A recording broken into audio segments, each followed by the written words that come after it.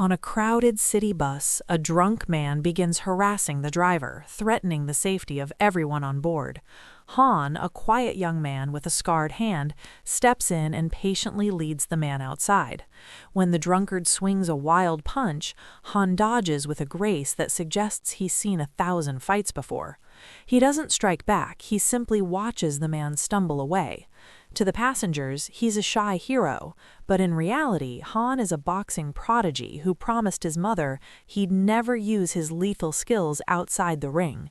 Every day, he trains with a focus that borders on obsession, winning matches with a powerful left hook while keeping his even stronger right hand hidden. After defeating a seasoned Marine named Taeho in the ring, Han doesn't gloat. Instead, he invites his rival to dinner, using his prize money to pay for the meal.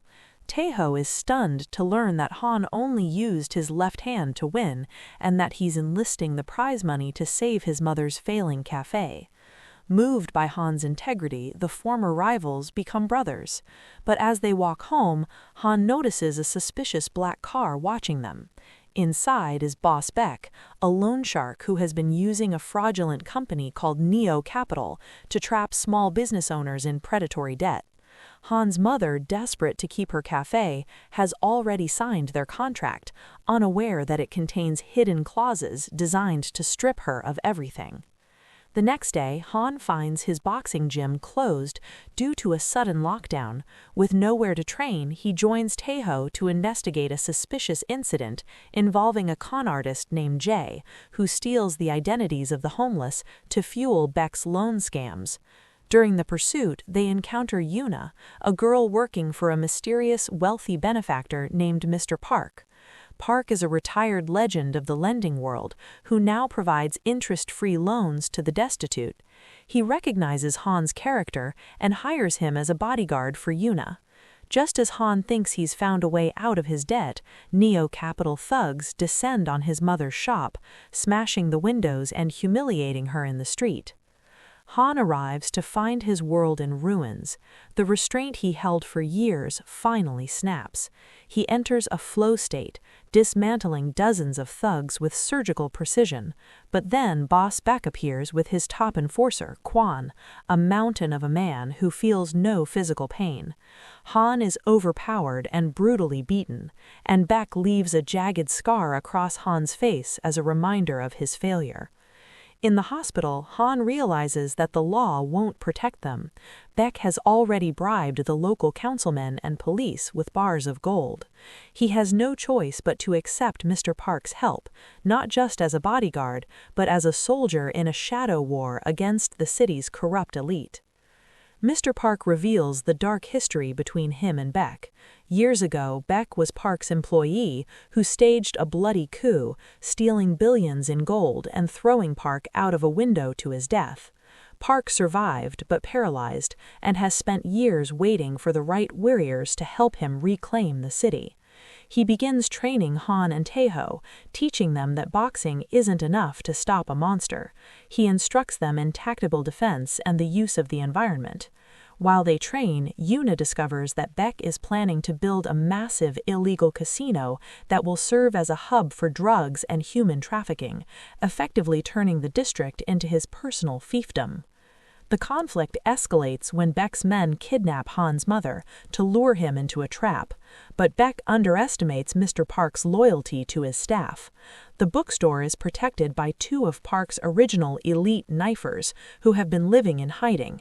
They intercept the kidnappers in a violent street clash, saving Han's mother, while Han and Taeho are tasked with moving Park's hidden reserves of cash to a safer location. In a high-speed tunnel ambush, the boys are forced to defend the money against a horde of assassins. Yuna manages to ram the enemy vehicles, and though they lose the gold bars, Han saves the cash, proving he is no longer just a boy in the ring, but a man who can handle the chaos of the underworld. The team eventually captures Yando, a corrupt ex-cop who serves as Beck's strategic mind. Mr. Park uses cold psychological warfare to break him, convincing Yando that Beck will dispose of him the moment the police close in. Yando reveals Beck's ultimate secret, a safe containing indecent videos used to blackmail every high-ranking politician in the city. The safe is protected by a biometric scanner that only responds to the vein pattern of Beck's right hand.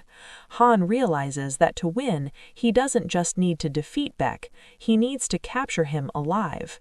He prepares for a final suicidal assault on the casino construction site. Han and Taeho storm the fortress, a sprawling concrete skeleton crawling with hundreds of mercenaries. Han finally unleashes his right hand, revealing a level of speed and power that seems superhuman. He fights his way through floors of enemies until he meets the enforcer Quan for their final rematch. This time, Han doesn't aim for the chin, he targets Quan's nerve endings and joints, using his tactical training to bypass the giant's high pain threshold. With Quan finally down, Han corners Boss Beck in his penthouse office. Beck tries to delete the blackmail files remotely, but Han's speed is superior. He drags the villain to the safe, forcing his hand onto the scanner. As the safe clicks open, Yuna uploads the contents to every major news outlet in the country, instantly dismantling the power structure that Beck had built over decades. The corrupt councilmen and police are arrested in a massive national sweep. Han walks out of the burning building, the weight of his debt finally gone. He returns to his mother's side and helps her open a new, peaceful cafe, far from the reaches of the loan sharks. He remains a quiet man, but those who know the truth look at the scar on his face and understand. He is the hidden guardian of the streets, the one who stands between the bullies and the people they prey upon.